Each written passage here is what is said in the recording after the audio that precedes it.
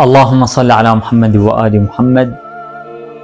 شباب الذي يسلك طريق الحسين فهو يسلك أقصر وأسرع الطرق إلى الله تبارك وتعالى، ولذا علينا أيها الأحبة ونحن في شهر الحسين صلوات الله عليه أن نتوب إلى الله. لا بد على الإنسان أن يتوب ويستغفر ويرجع إلى الله تبارك وتعالى، ولا توجد مناسبة جيدة للرجوع إلى الله مثل مناسبة الحسين سلام الله عليه.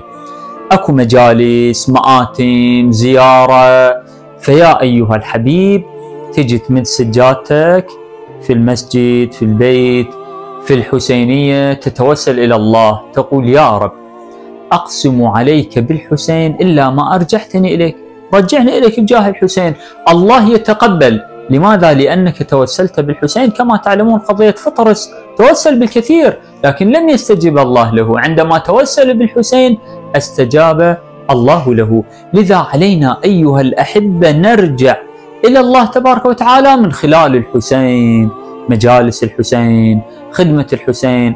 أنت الآن جاء تخدم موكب بحسينية يعني هيئة جيد، ولكن ارجع إلى الله. عندك ذنوب، عندي ذنوب، عندك معاصي، عندنا خطايا، كلنا احنا خطائين.